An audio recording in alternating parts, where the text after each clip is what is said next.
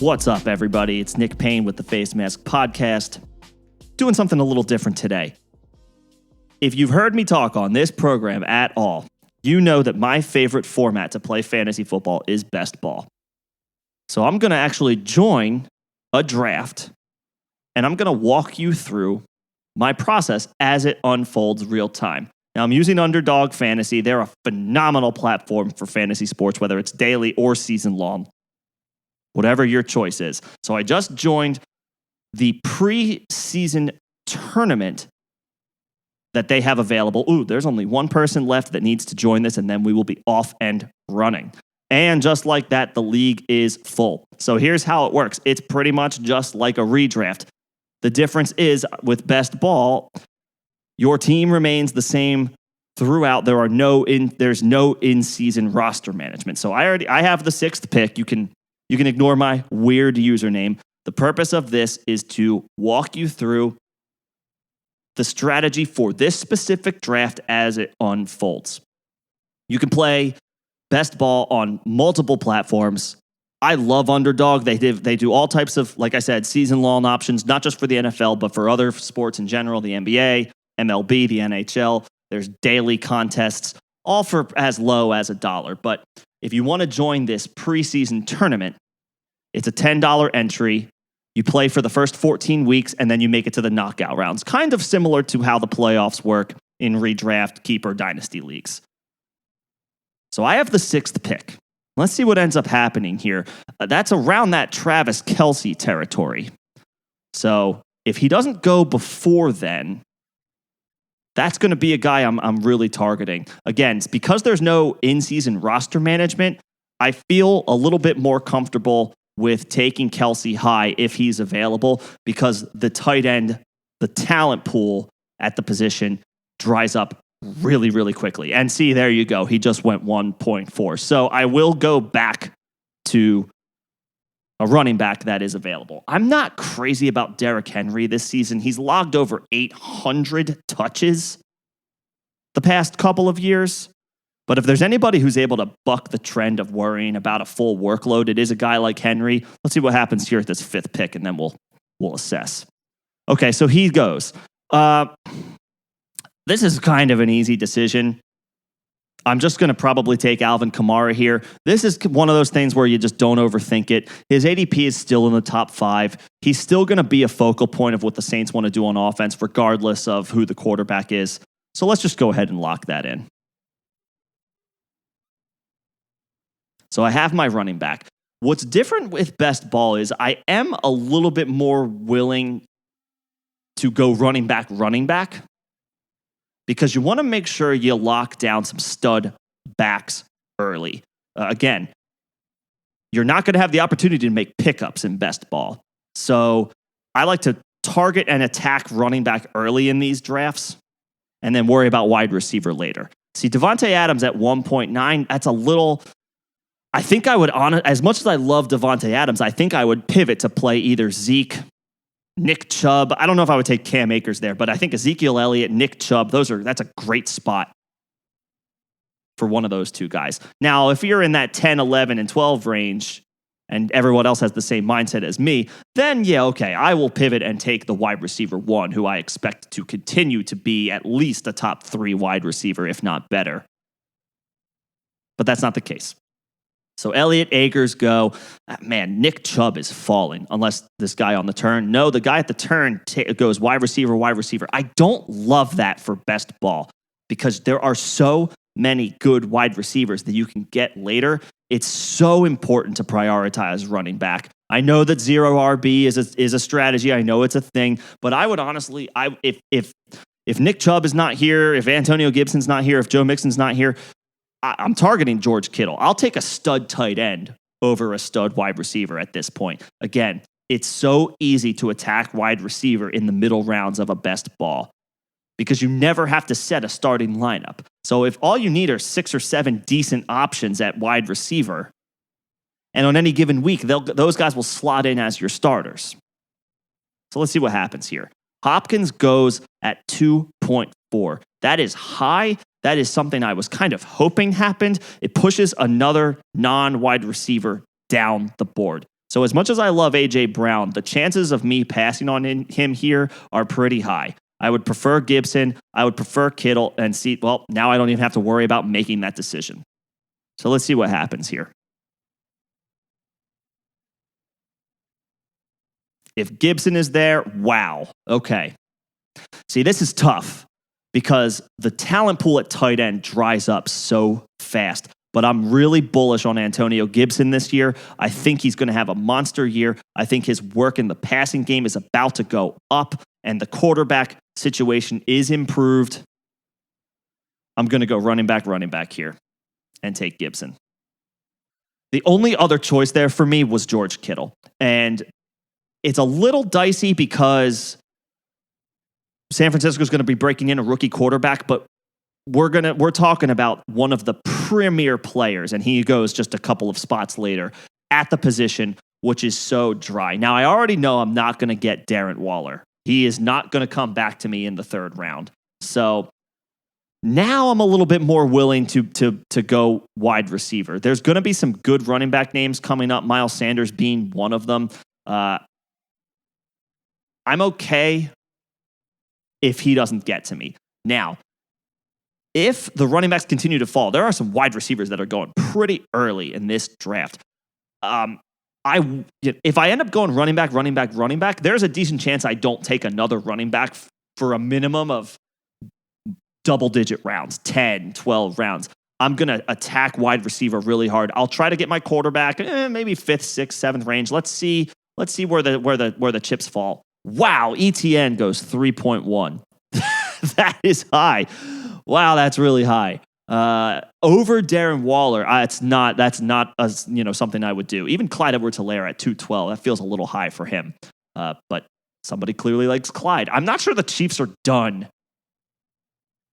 at addressing their backfield, so I would wait there. Okay, so now I've got a pretty tough decision to make because there's some really solid names on the board. I was kind of hoping Keenan Allen would fall to me and some of the running backs would get scooped up.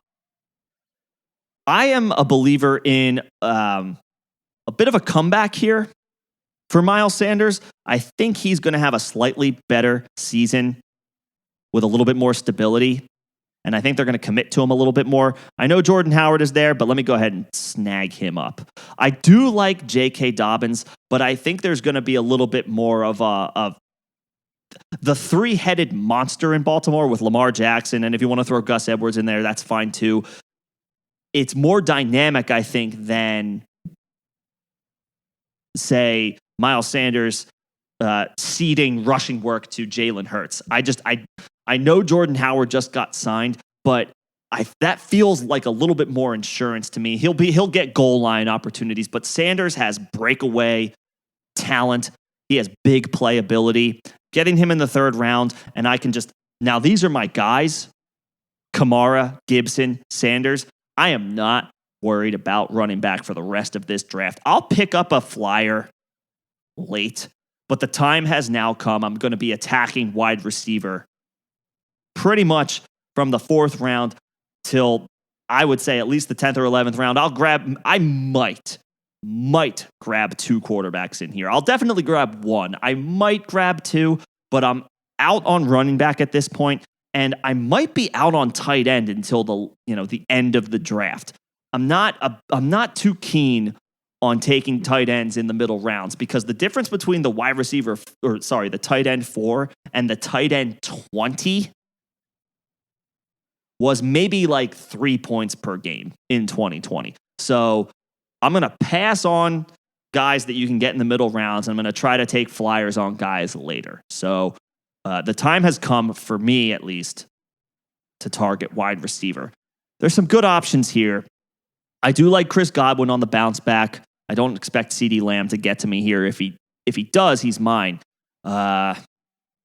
Julio, I have on one hand, it's like, holy shit, look at Julio falling all the way to the 4th round. But at the same time, there's a reason for that. He's older now. He's had some injuries. There's a lot of people who think Calvin Ridley has surpassed him on the depth chart already. So do I really want to take a team's wide receiver 2 here?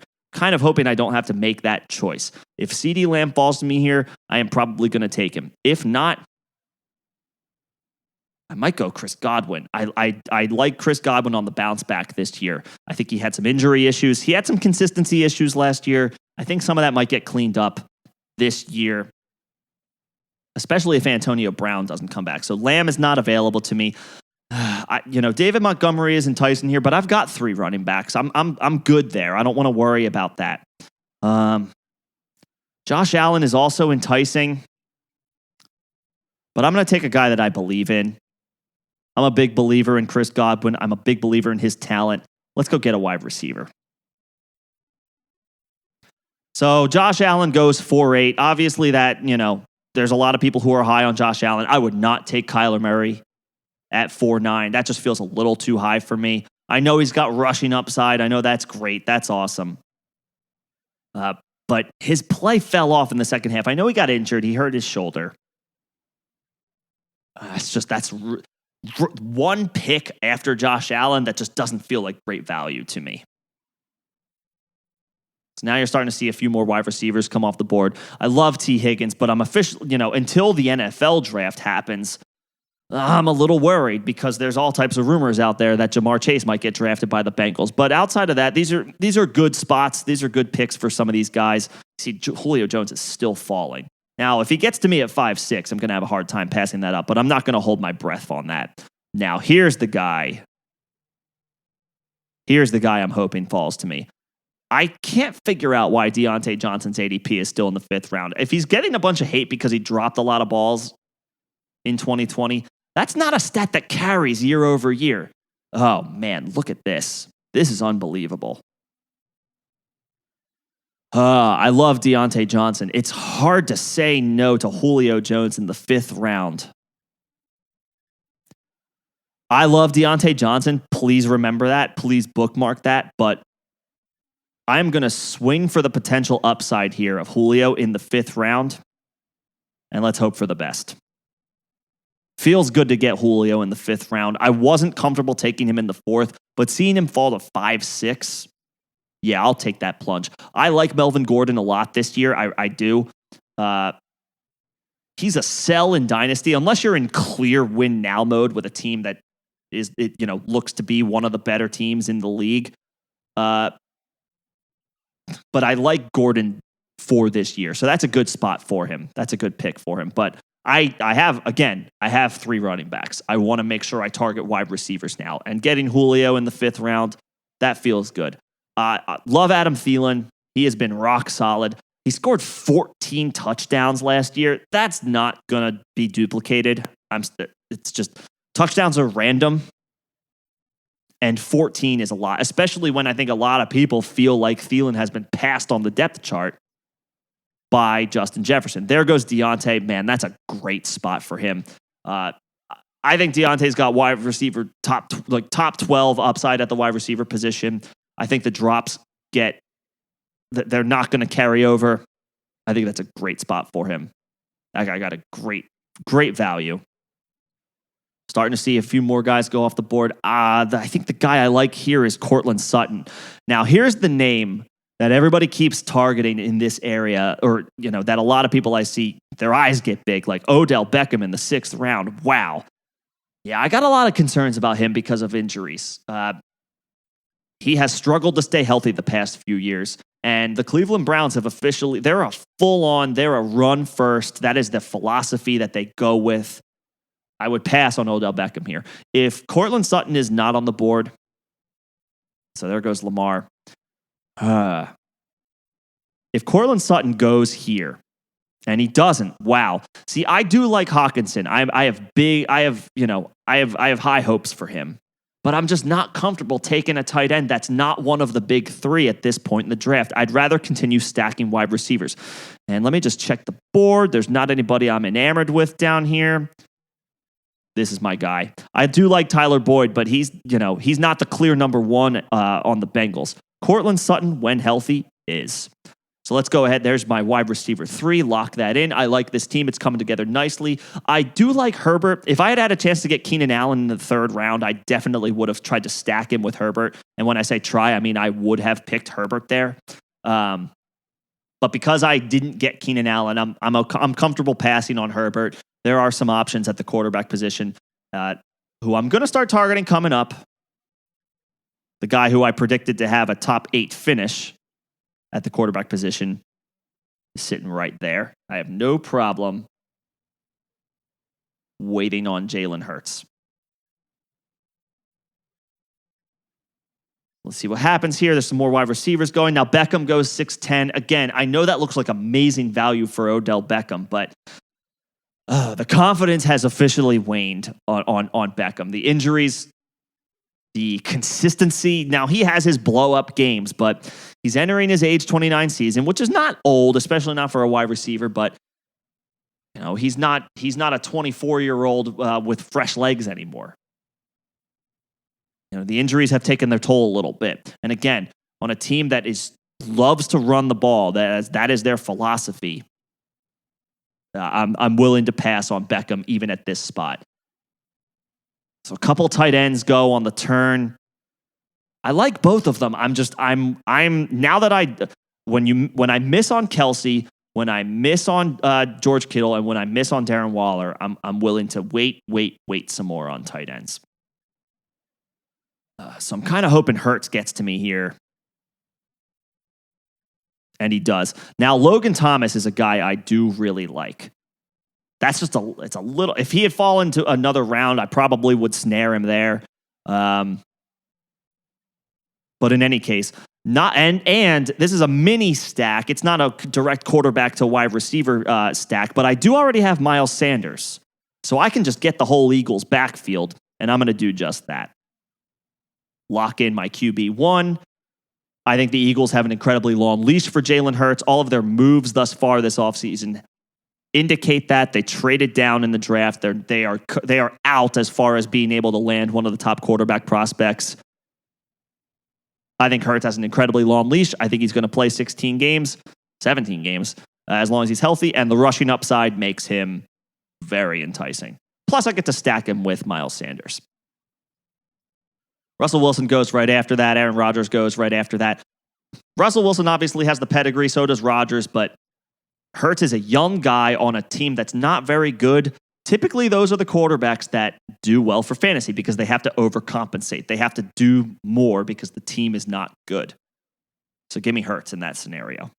Plus, the Eagles' offensive line is getting healthy. They're coming back in 2021 with Lane Johnson and Brandon Brooks. Hollywood Brown, that's a great spot for him in the 7th round. I still love Hollywood Brown. I think the Ravens will draft a wide receiver, if not multiple wide receivers. But Hollywood is a burner. He's a slate buster. He's a week winner. He might have some duds, but guess what? In best ball, that doesn't matter. You will never have to set starters. So if he has a 1-catch, 5-yard game, probably is not going to hurt you as long as you get other wide receivers who are competent and viable. And speaking of, there's a couple more guys coming up here in the middle rounds that I really like. See, I did like Ronald Jones. That whole backfield is kind of gross now at this point. Gio Bernard signs there. A.J. Dillon's ADP is still plummeting. Aaron Jones is there, so of course there's no way you're going to take him in the 9th round. See, the running back talent dries up so fast, so I feel good that I got running backs with my first 3 picks. Now I can just stack wide receiver.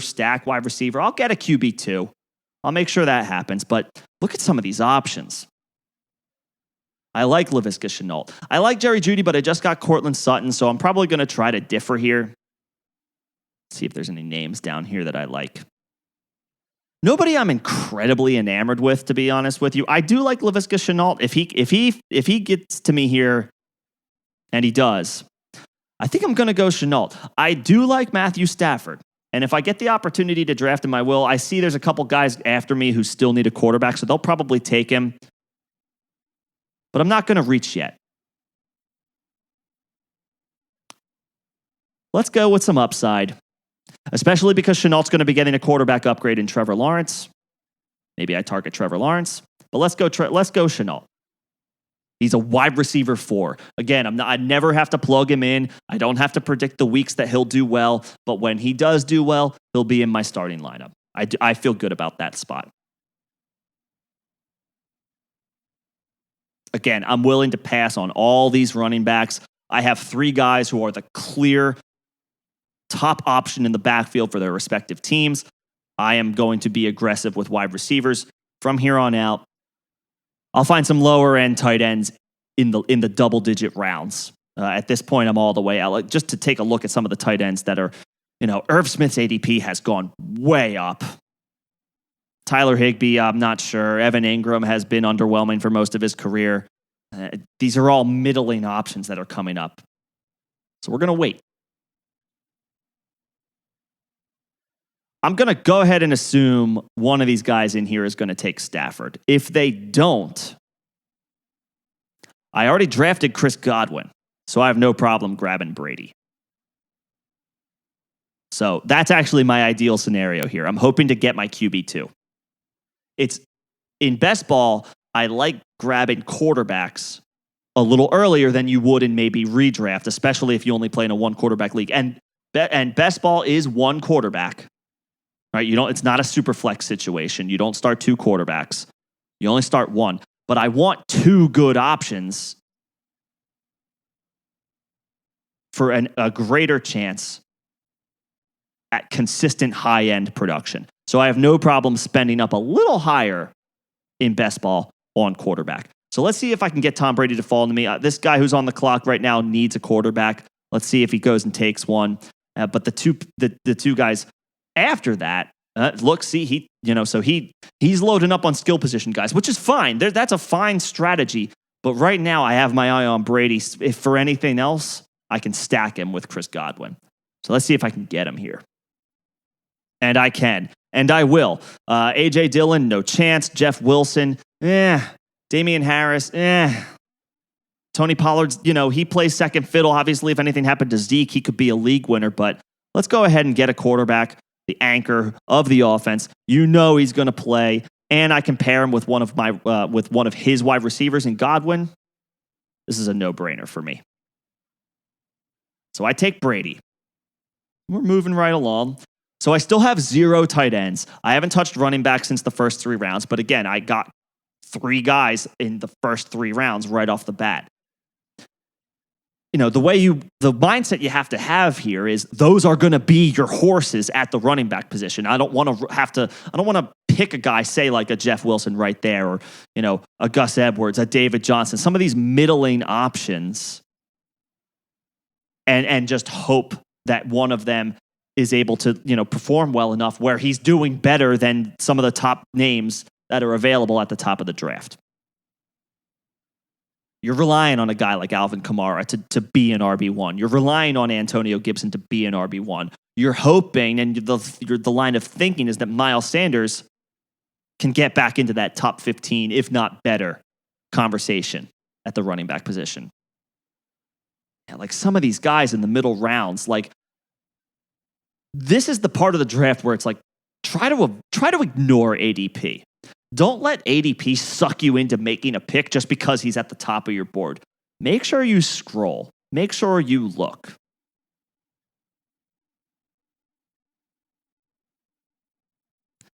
So there's some more middling running back options coming up. There's some tight end options, but it's still too high for them for me. I don't feel good about an Evan Ingram. I don't feel good about. I feel okay about Jonnu Smith, but he's going to be sharing time with Hunter Henry. It's not, and vice versa. Now Trevor Lawrence is coming up. I did grab Laviska Shenault. Do I really want to take 3 quarterbacks in the first 10 rounds? Well, look, I'm not going to get that chance. You got taken. I could take Burrow, and now I passed on T. Higgins. I passed on Tyler Boyd, so I wouldn't have any stacks there. Let's see what happens. Corey Davis is an enticing name just out of opportunity. Like he's gonna have a huge opportunity ahead of him. It's just, I'm not sure how much I love that Jets offense.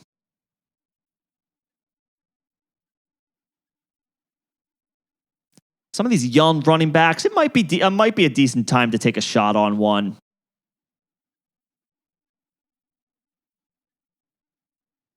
T.Y. Hilton in the 10th round. Like, that's not awful, but that's a little high.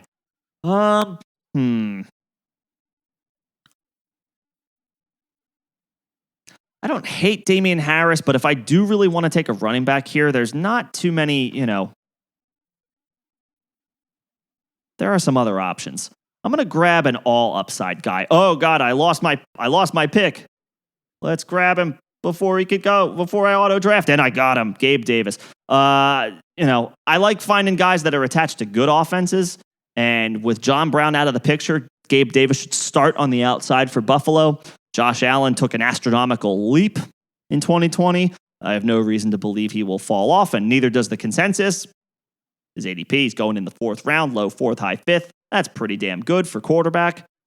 I feel good about Gabe Davis. And I think in, something like 75% of his starts, he caught a touchdown. So while that's not sustainable, it's a good sign. And I kind of expect some of these running backs to come back to me if I really want to take one, especially one of the rookies who I think could get an opportunity depending on landing spots. Another guy I'm kind of warming up to, even though he really wasn't good last year, is Zack Moss. The Bills didn't add a running back in free agency. I have to imagine they're not going to spend a draft pick on one because they've spent one on both Moss and Devin Singletary relatively high the past couple of years. Are they really going to want to do that 3 years in a row? I have my doubts. So Zack Moss is an intriguing name. There's also some love coming, from Dynasty Twitter on Trey Sermon. There's a lot of people who like Trey Sermon out of Ohio State. Obviously, landing spot will be important here. Nyheim Hines, I'm all the way out on. I love Nyheim Hines as a player, but Carson Wentz is not a check down guy. And even when he does try to check it down to running backs, we've seen it. He constantly overthrows him. It's a significant downgrade from Phillip Rivers. I'm out on Nyheim Hines, especially at his ADP. If he fell multiple rounds, then okay, maybe. But that's not going to happen. I'll tell you what, if Damian Harris continues to fall, he's an enticing name. The Houston backfield, I'm all the way out on. There's no way I'm drafting David Johnson. There's just no way. Like Mecole Hardman, no. So James Conner goes in the 11th round. That's actually not a bad spot. I'm just not crazy about James Conner. I think he's lost a lot. And injuries have taken their toll. Okay, so Damian Harris has officially fallen. And he should be the lead back for New England. And the offense in general should be marginally better. He's not really a threat to catch the ball, but he's going to be my RB4 option. Let's go ahead. Let's make that play. That's not a bad spot for Harris in the 11th round. He's a starter.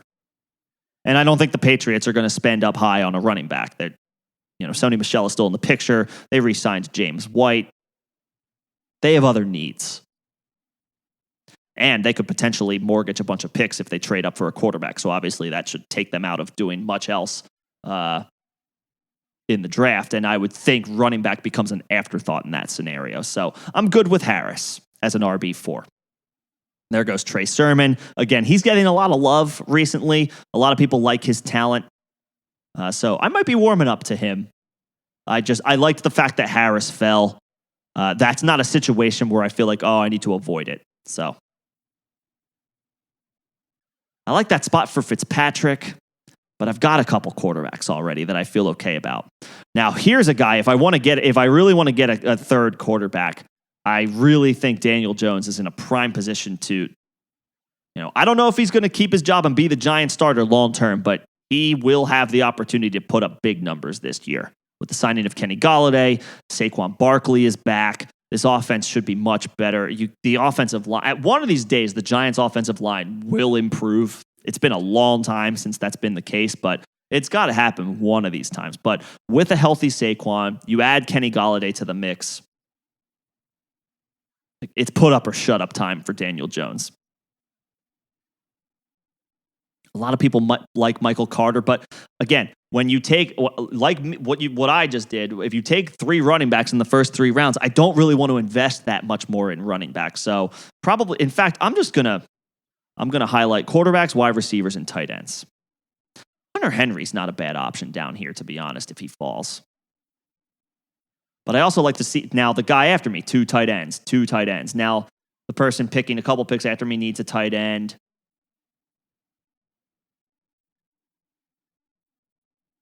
But they also all have quarterbacks. See, this is the game you want to play at this point. Who are the guys behind me? What do they need? There goes Daniel Jones. Okay. There's lots of rumors out there that the Bears are just going to go ahead and move on from Anthony Miller. And since I don't have to make any decisions, again, about when these guys are going to start, let's go right back to the wide receiver well. Darnell Mooney should be a productive wide receiver 2 for the Bears. Quarterback upgrade. Let's make it happen.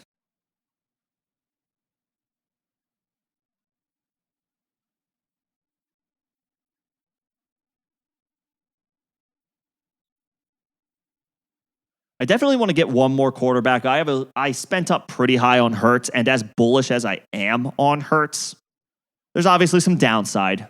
He's very much an unknown. Man, J.D. McKissick in the 12th round. I know McKissick was great last year. I think he's going to cede some of that receiving work to Antonio Gibson as Gibson continues to get more comfortable in the offense. He's not a rookie anymore. I have to imagine Washington is going to put more on Gibson's plate at the expense of McKissick. McKissick will certainly be involved. There's no doubt about it. I'm not sure if I want to spend a 12th round pick on McKissick. I know that's at this point he's free, but let's see what happens. Now let me see who some of these guys' tight ends are. He only has one tight end, but it's Darren Waller. He might pass here. This guy just drafted Hayden Hurst, so let's see what happens. If I can get Hunter Henry here, this is where I would be willing to get my first tight end. Justin Fields. I like that spot for Fields. Cannot forget about him. See, there's some other tight ends coming up down here that I like. See, okay, so there goes Hunter Henry. I have no problem grabbing Gerald Everett if I can. I have no problem grabbing Eric Ebron if I can. I'm still a big fan of Eric Ebron. Philip Lindsay, no thank you. I like Sterling Shepard, but I've already got 6 receivers. I like Jamison Crowder, but yeah, this might be the time to try to grab my first tight end, make sure I secure that and lock it in. Yeah, I see there's 1, there's 2, there's a couple guys who don't have a tight end yet. There's a couple others with just 1. They're probably going to start looking down the board and see where they can grab them. Let's go ahead and grab Ebron here.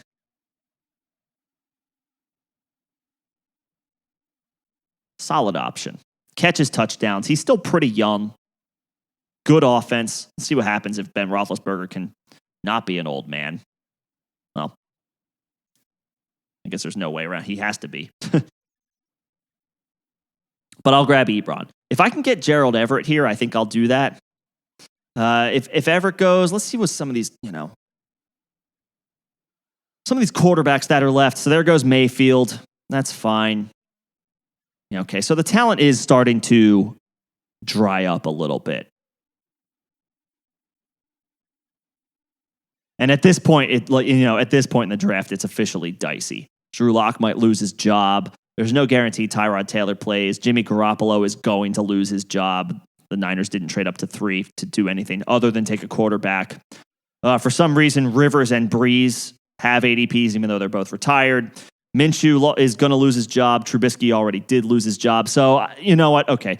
If I want that third quarterback, and I do, the time is now. The time is now to get it. I'm not crazy about Roethlisberger. I'm not crazy about Darnold. Maybe I wait and see if I can get Mac Jones. Let's see what happens here. Because if I can get Gerald Everett, I'm actually a big fan of Gerald Everett late. He's going to be the Seahawks starting tight end.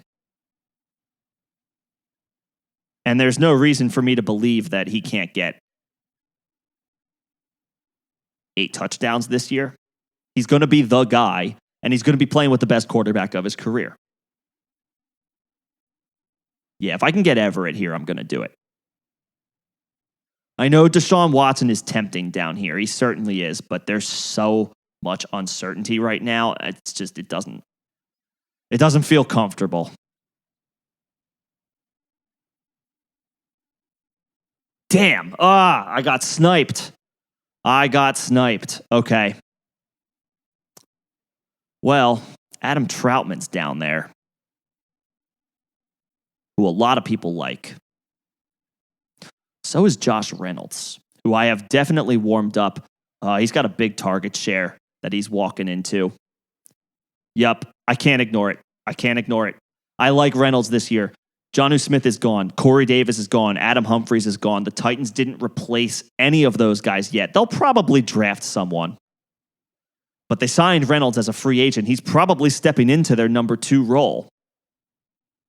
And Ryan Tannehill's just a good quarterback. So I definitely like Reynolds there. I think I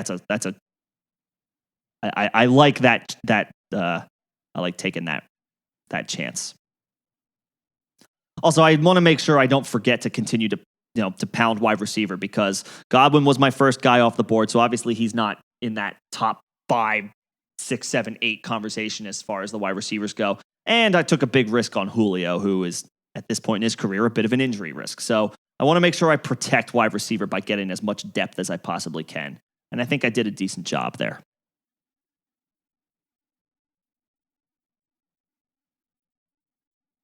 Moving right along. This is moving along pretty well. I have to say kudos to everybody that's in here, even though they can't hear me or see me.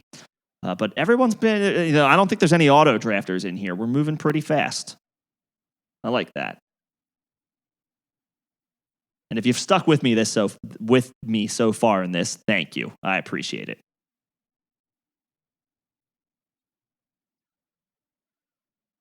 Daryl Anderson's coming up. He's going to be the clear backup to Cam Akers.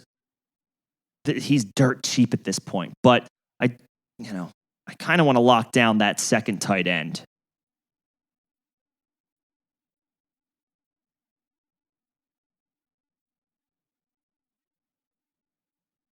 And with Mac Jones, I'm not crazy about Mac Jones, but he should play this. Depending on where he lands, he should play this year. So I think I can get him a little later. We're getting to the point where the potential for Deshaun Watson's upside is really, really strong.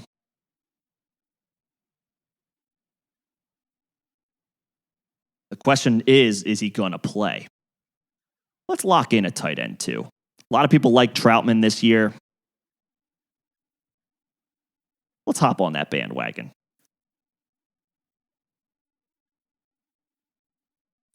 This is when I like taking tight ends. They're cheap. You take a flyer on several of them. I'm definitely going to draft one more. Make no mistake, I'm going to draft one more. I don't know if it's going to be at this point, though. I like Blake Jarwin, but man, it feels like the Cowboys they could be in a position to draft Kyle Pitts depending on how the draft plays out. That would submarine Blake Jarwin. So Troutman seems locked into a role. The Saints are not in a position to draft Kyle Pitts.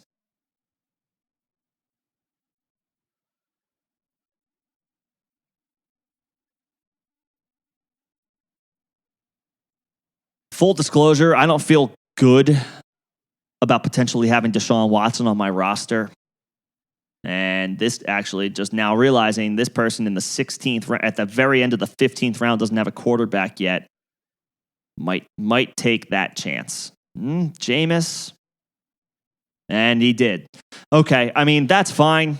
That's all well and good. And now some of these low-end quarterback options are going off the board. So we might be coming up here on the opportunity to strike, especially because I'm not interested in any of these running back options.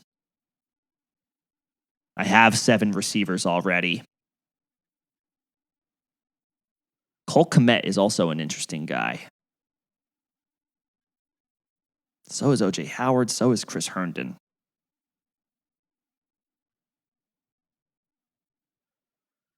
You know what? If Ben Roethlisberger falls here, I know he wasn't good, but he's going to be their guy.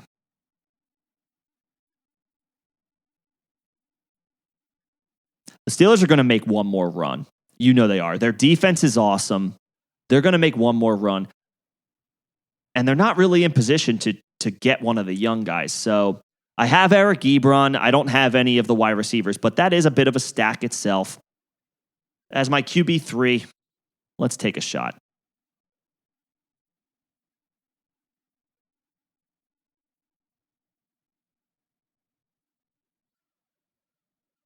I'll probably grab one more running back, and at this point, they're starting to come back a little bit to me. Gio Bernard is absolutely an option. Marlon Mack down here is an option. Like, I'm not super enthused about any of these guys. I don't think I've ever walked away from a best ball with just 4 running backs, but also when you get Kamara, Gibson, and Sanders with your first 3 picks, might not have to. Totally acceptable to walk away with, say, 8 wide receivers and 3 tight ends just to cover your tracks. Ignore the projection. Just ignore it. Can't stress that enough. That means literally nothing. So I'm definitely going to take an 8th wide receiver.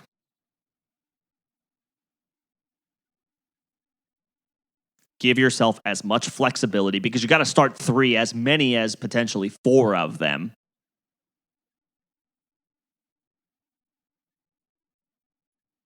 These running backs are all coming back to me. I mean, Mike Boone is interesting. Blake Jarwin is falling. I wonder if that has anything to say about, could the Cowboys take Kyle Pitts? Now, these are 2 guys that I really like. I know we keep doing this dance with Chris Herndon. Well, we keep doing this dance with both of them, to be honest. I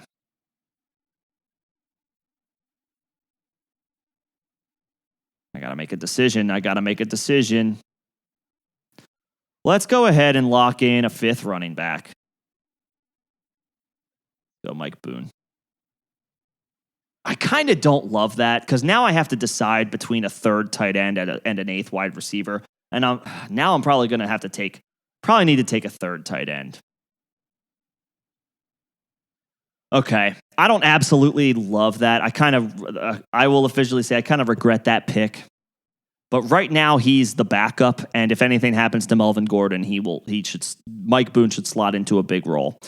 The Broncos could absolutely draft a running back. Mike Boone could be completely obsolete, but it's depth at a position with high turnover. Try to look at it glass half full. Anyway, I have 1 pick coming up left. Thank you so much if you stuck with me this long. I really hope that I was able to provide a little bit of an insight into what I like to do. It's pretty rare that I draft 3 running backs straight, but I'm happy that I was able to give this, you guys this opportunity to see. Like, it's all about having to pivot. No 2 drafts are ever the same. So you have to roll with the punches. You may have something, a strategy in mind going in, but even more important, you have to be prepared to pivot. You have to be prepared to adjust on the fly. So let's take a look at some of these tight ends down here. None of these, as I'm scrolling, I'm realizing none of these guys are really viable. It's pretty much down to either O.J. Howard or Chris Herndon. Both of whom I feel okay with at this point because they're free. They're a tight end 3. Swing for the fences. That's what it's all about. I'd be comfortable with either one here.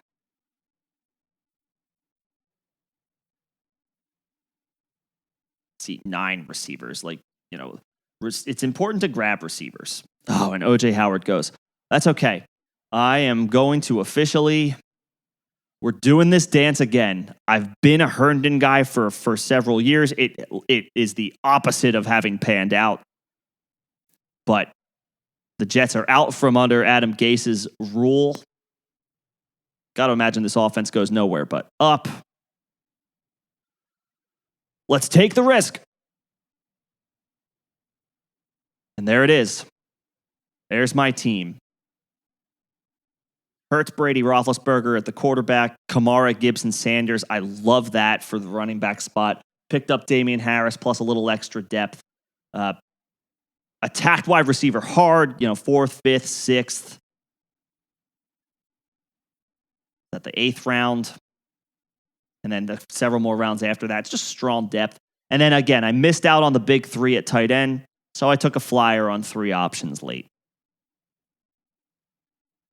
I like the makeup of this team. If I could do one thing over, I would probably take the Mike Boone pick back and grab one more wide receiver. I know it sounds crazy to roll in with just 4 running backs when you can't make any roster changes during the season in best ball, but I got some horses at the top. So I would have felt okay getting that 8th receiver. I didn't. But on the whole, if that's my only gripe, I can live with that. That's that. That is the draft. I'm gonna do more of these, and I'll make sure I share the strategy again as it unfolds real time. Hopefully this was helpful for you guys. Hopefully it was enjoyable for at least a couple of you. This is Nick Payne with the Face Mask Podcast. Thanks for listening. Thanks for watching.